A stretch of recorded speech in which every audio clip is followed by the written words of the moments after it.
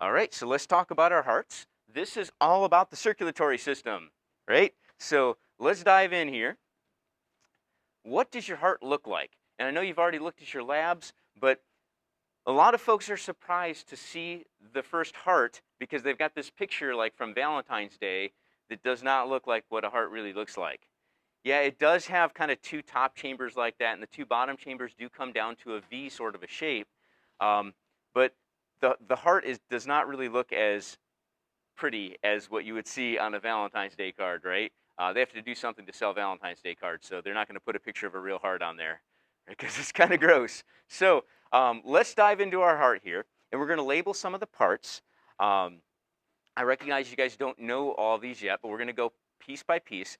This is how it's going to look inside your pig, okay? So once you get your pig open back up, we have all this open. Take a look. Somebody tell me again, what are these two organs on the sides of the heart? What are those there? Those are the lungs. Those are important. That's where the gas exchange happens, okay? So your heart will be covered in a sac. It's a pericardial membrane, and it prevents any infections and things like that in your heart. Keeps your heart nice and safe. If you haven't ripped it open yet, which most of you have because it's hard to cut the chest without doing it, you'll see this little sac. You can see a little piece of it here on the far left. It's been torn out of this. It's okay to tear that and pull it off. Okay? You don't really even need a scalpel. Just grab it with your fingers and rip it. It's pretty easy to rip. Think about this while you're doing this. Think about how hard it is for a surgeon to put all this back together again. And like an open heart surgery is no joke. The fact that we can pull this off and we can like make people better again, like by cutting them open and working on their heart, or even a heart transplant, it just boggles my mind. Like when I look at this stuff in here, right? And I've cut open a lot of pigs. I've opened up a lot of hearts. I couldn't even begin to understand how you would put this stuff back together again. So take care of your body, okay? Like it's hard to repair some of this stuff. You don't just go into the auto parts store, and get a new axle or whatever you need, right? It's not quite the same. So let's take a look here. Number one is pointing to the top chamber of the heart, known as the right atrium, okay? Now, right and left are going to matter on this. Right and left lung, they both look the same. But right and left atrium don't look the same. Right and left ventricle don't look the same. Why is that the right when you're looking at the left side? Because it's the what? It's piggy's right, correct? So it's the pig's right ventricle, not the way you're looking at it. I know it's the left side of the paper, but it's the pig's right ventricle, or right atrium, sorry. So that's an atrium. So if that's an atrium, what's this number 2 over here? That's correct, the left atrium. Okay. Plural, we say atria. Okay, so this is the right atrium, the left atrium. And you can remember atrium because it starts with an A and it's at the top of the heart, just like the top of the alphabet. Let's look over here at number 3. Number 3 is labeling another chamber of the heart. This is the external. If we open this up, they're chambers. They're open inside, and we will open it. Okay. On number 3 is again going to be the right side. This is the right ventricle. Okay. If that's the right ventricle, what's number 4? The left ventricle. You got it. So how do you remember ventricle versus atrium? So the ventricles are at the bottom of the heart. Check out how the bottom of the heart makes a V. It comes into a V, so it's easy to remember that ventricle piece. Atria is at the top of the alphabet. The A is on top. Those are the 4 chambers. Remember we said that our hearts have 4 chambers? We keep the blood completely separate. If it's oxygenated, we send it one way. If it's deoxygenated, we send it the other way. There's no mixing. It is super duper efficient. Like this is the heart to have right here. And you don't want a fish heart. So let me see here. Number 5. Number 5 superficially divides the heart in 2. It doesn't really divide the heart in 2, but it's how you can tell the 2 sides of the bottom chambers. The right and left ventricle are kind of split by this little tube right here, and it's an important one. This is called your coronary artery. Ever hear of somebody having a coronary? Right? So what that means is that this little guy got blocked. And look at how tiny the little tubes are. It goes smaller and smaller and smaller. And if you look carefully, and we might ask you this on the test, what does this thing do? It's the actual blood supply, the oxygen to the heart itself. All the rest of the blood's just passing through. The heart pumps the blood in different directions, right? But the heart's a muscle. Has anybody ever eaten a heart before? No? No hunters in here? No? Okay, yeah. So, yeah, you can eat a deer heart. It's just muscle. That's all it is. You can slice it up and fry it just like you would any other muscle. But since it's muscle, it needs oxygen or it will die. So if you're having a coronary heart attack, like your heart is physically dying because there's no oxygen going to the actual heart, which is why it's important to do things like start CPR on somebody to get the blood moving around, right? Because there's usually some oxygen still in the blood. If you start doing chest compressions, you move the blood around and you'll oxygenate the heart and the brain long enough to keep the person alive. Okay, so it's just really important to do things like learn CPR, learn how to use an AED. This is the coronary artery, though. It is the blood supply to the heart itself. All the rest of the tubes are just passing through on their way somewhere else. They're not helping the heart out, okay? Number 6 up here. Number 6 kind of pulls its way. Do you see how it comes out of the right atrium up here? It pulls its way between the top 2 parts of the heart. It is a very noticeable one on the pig. There's a lot of stuff going up here on the top, going on up here in the top and behind the heart that's very confusing. But this one is super noticeable. It is called the pulmonary artery. I tell students to remember it because it pulls its way between the top 2 chambers of the heart. Okay, it's coming right out of that. It's coming right out of that right ventricle. I think I said atrium before, but it's right beside the right atrium. It's coming right out of the right ventricle. Okay, so it just pulls its way between the top 2 chambers. Now there's one more back here. It's really hard to see. Many of you may not find it. You'll probably cut it off today. It may be on the test, could show up on the test, but it's one of the ones that's on your diagram you'll want to know. This one up here is called the aortic arch, okay, or the aorta. I think your paper just calls it the aorta.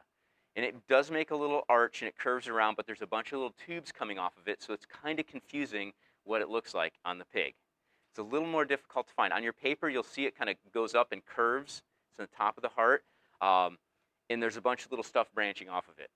Okay? Everybody have that? Good. What's the muscle called underneath the lungs that you can't see here that helps you breathe? Diaphragm. Good. You guys are awesome. Okay. So you'll look at your heart when we get down to lab. It'll look like this. The next step is going to be removing the heart. Okay? It's a little tricky. You're going to want to look at what I'm doing here and not your cell phones. If you grab the heart, if you reach underneath of it from the bottom, it will kind of flip up like this. Okay, I can lift up the bottom of it. Now don't cut your fingers, but if you're very careful with the scalpel, you can kind of cut around up here near the top very carefully and pull the whole thing out. It's okay if you get some meat with it. You're going to see the bronchial tubes now because you'll cut down there by the lungs. You're going to probably cut right through the bronchial tubes. You'll see them. They're neat little tubes there. They're leading out to the lungs. Okay, if you don't cut through them, you'll still see them. And you'll probably be able to get up close enough you can maybe even see the esophagus at this point. Okay, let's go through one more here. Okay, here's a dog heart. It's a little bit bigger than what you're going to see, but you can see the aorta on this one a little bit better. That's why I wanted to put it on here for you. Okay, so looking up at the top of this thing, do you see that thing that arches over right there? That's the aortic arch. On your paper, it's just labeled the aorta. Okay.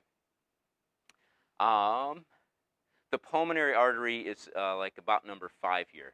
So the aorta is number 7. Number 5 there is the pulmonary. Okay.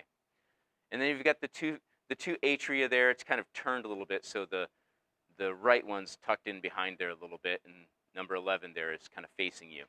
And you've got the coronary artery there, number 2. Right? And we've got the 2 ventricles there at the bottom, 1 and 3. Okay. So make sure you kind of know those. Let's look at blood flow. So blood flow in your heart, this is on the inside. So after we get the heart out, what we're going to do is we're going to cut the heart. Look at how this heart is cut. We didn't go straight down through the middle of it. We went from the side and we kind of opened it like a book. You won't see anything if you go straight down because you'll have cut it in half. We want to cut it kind of in half, like in the plane of the pig, in the ventral plane of the pig. So kind of think of it like if it's sitting in my chest right here like this, I'm going to cut it like this, and I'm going to flop it open. You can cut it completely in half. It's totally fine. Just don't cut it down the middle. You want to cut it from the side. Open it up. So make sure you've oriented yourself before you start cutting on it, or you won't see much because these hearts are not that large. Okay? So first thing you're going to do when you get this thing open is you're going to try and take a look and see if you can see some of the internals of the ventricles in the atria. So the right and left ventricle are down here near the bottom. See how they're open chambers? They're going to kind of look like folds on the pig when you get there. The atria will maybe look a little bit bigger. They're a little bit softer. They're not quite as muscular. And those are openings as well. Notice all these valves. On your picture in your lab, the valves are kind of hard to label. So let's kind of point them out here. If you're looking at that picture, it'll make it a little bit easier. If you're looking up from the ventricles, okay, from the bottom, the AV valves are right there between the two chambers, the upper and the lower chamber. See the AV valves? It's just labeled AV on your paper. So these are like one-way valves. You want the blood to flow one direction, and when the heart squeezes, the valve needs to close so it doesn't backflow and go the wrong way. This is how our heart keeps our blood separated. The semilunar valve, which is also on your paper that you're going to label, is going up the pulmonary. It's at the top of the pulmonary up there, okay? And it's also over here on the other side, so there's two of them, okay? If you kind of head out the left ventricle, you're going to see it up here where the aorta comes out. So there's two of these, the semilunars, and then there's two AV valves down below, okay? Make sure you try and label those. They're a little tricky. You've got a couple of other things to label on there. We're not going to probably put a lot of this stuff on the test. What you will probably see on the test are things like aorta. It's big, it's noticeable. Pulmonary, it's definitely big, very noticeable. The two ventricles and the two atria. Like those are the things that you're very likely to see, okay? There's another section here we'll look at in the next page. But those are the big ones. A lot of the other veins and things we're not going to hit you with because they're hard to tell apart and they're a little squishy. They're hard to see. We've got a couple of other things on your diagram that you might want to label while we're on this page. We have the superior and the inferior vena cava. Okay, blood is flowing through it in the direction of the arrow there. It's deoxygenated as per our picture here. See how it's colored? Okay. Well, let's address that really quick. I told you to color your pictures on your paper when we get back, like red and blue. Red for oxygenated, blue for deoxygenated. That's just convention, guys. Your blood doesn't really look blue, okay? If you get cut, it's not going to come out blue. Like it's not blue underneath there. It looks blue sometimes in your veins underneath your arms, on the undersides of your arms, just because you're looking through skin. It's not really blue. It's just not because it's blue because it doesn't have oxygen. We just color it that way in medical diagrams to make it easy. In your pigs, if it's blue, it's because we injected dye. We injected blue dye and red dye to try and make it so you could see what they are. Okay, it's not really that color in your body. It's all red. Okay, it's all red blood. All right, we've got those. We've got the pulmonary. We did that one. I don't think there's anything else on this page that's on your particular paper.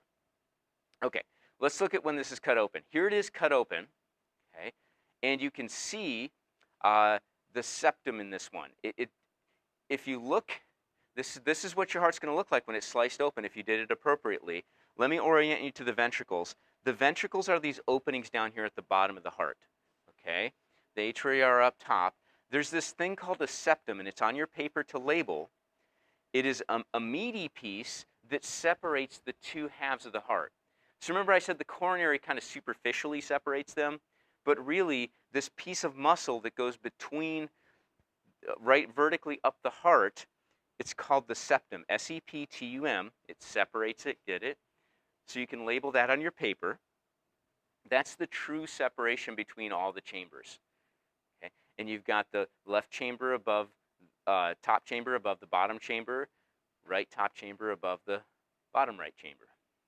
And your heart will look mostly like this depending on how well you cut it open. Okay. Does anybody know which ventricle is the strongest? Which one's the biggest? We've got the left ventricle here, okay, and the right ventricle's over here on this side. Which one's bigger? The left is bigger. Can you see that? You'll want to know this for your paper. You're going to ask this question. The left ventricle is stronger. Look at how much more muscle is there. Do you know where the left ventricle is pumping your blood to? Yep, it's going all the way out to the extremities of your body, to your head, all the way out to your toes and fingers. It's got to pump the blood a long way. So it needs to be very strong. Right? The lungs are right there, so you don't need a whole lot to pump it to the lungs. But to pump it out to the head and the toes, you got to pump that blood a long, long ways. So that's why that part of your heart, the left ventricle, is more muscular than the rest of the heart. And it looks bigger in the picture. It is. It'll look bigger on the pig when you guys look at it. For sure, it'll be noticeable. But remember, it's the pig's left side. Let's look at blood flow just a little bit. Okay, so this is, you might have heard this before, that veins carry blood to the heart and arteries carry blood away from the heart. That's kind of the best way to remember it because that's what's really going on here. Okay, now most of the time, veins carry deoxygenated blood. You might have heard that before. Arteries carry oxygenated blood, but there's two exceptions. So the real truth is that veins carry blood to the heart, arteries carry it away. And most of the time, yeah, the veins are carrying deoxygenated blood and the arteries are carrying oxygenated blood. But there's really two exceptions. Where do we get the oxygen into the blood at? What puts the oxygen in the blood? It's not the heart. The lungs, okay? So the difference happens here by the stuff that's going back and forth to the lungs. Okay? But overall, yeah, veins are carrying deoxygenated blood. If you look at the artery here, the pulmonary artery, look at the pulmonary artery is carrying deoxygenated blood in its artery. It's going away from the heart, and it has deoxygenated blood because it's going to the lungs, right? The one that's coming back is called the pulmonary vein, and it's coming back from both of the lungs, okay? And that thing is oxygenated. So those are the exceptions to this sort of rule that you might have learned before, that veins always carry deoxygenated blood and arteries carry oxygenated blood. It's true, except for those two exceptions. Okay? The real truth is that veins are carrying the blood to the heart and arteries are carrying it away. So that will help you out a lot when you're answering some of those questions, but it'll be better if you draw things out like this, like color it in for yourself. Notice how one side of the heart is dealing with oxygenated blood and the other side of the heart is completely dealing with deoxygenated blood. That's the beauty of the four-chamber system. You can completely separate the stuff that doesn't have oxygen from the stuff that does, and then that keeps it from mixing. It's way more efficient, rather than just kind of pooling it all together and trying to pump it all around everywhere, which is the way that some hearts try to work. Okay. Other things about this picture.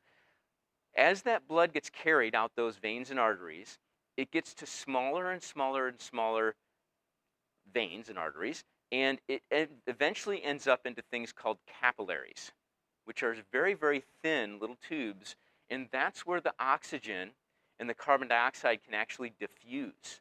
And the same thing happens in your lungs. It gets tinier and tinier and tinier until it reaches the alveoli, and then it can actually diffuse between the two. So that's how your cells can get oxygen and how they can remove waste. Okay, so let's take one last look here, okay, at the internals. And I wanted to point one thing out. Who can tell me what number 1 is here? We're looking at the posterior of the pig. The head is to the right, and the poop end is to the left. What are those two things right there? Remember? They'll be on your test. The urinary bladder is right between them. Okay, the urinary bladder is between them. Those are the umbilical arteries. Okay, your paper might have called them umbilical blood vessels. It's okay. Up here, number 2 on this, what we're pointing to here is the umbilical vein. Now, you guys cut that To get in there, you had to cut through that thing. Some of you guys asked me what it was. You had to cut it. So what I want you to recognize from this paper is that the baby, when it's inside the mother, is getting its oxygen from mom. But yet they do have two separate circulatory systems. Okay? The blood's not going from one to the other. The blood isn't exchanged between the two, which is why, like, if the mother has a really dangerous disease or something, oftentimes it won't be given to the baby unless there's transfer of fluids like at birth, okay? But oxygen, carbon dioxide, nutrients, waste, those all actually diffuse through the placenta. So there's diffusion that occurs there, but it's completely kept separate, which is a pretty slick trick, okay? And you guys have seen some of these things. We've got a kidney there. That wasn't on any of your papers. Looks like a big kidney bean, right? All right, guys, everybody feel pretty good about that? Okay, so remember, we're going to go downstairs. What we're going to do is we're going to look at the externals, make sure you can point them all out to me. After you point them out, I'll give you a scalpel and you can remove the heart. Then you can cut it in half the right way, okay, sideways, not vertically. Okay.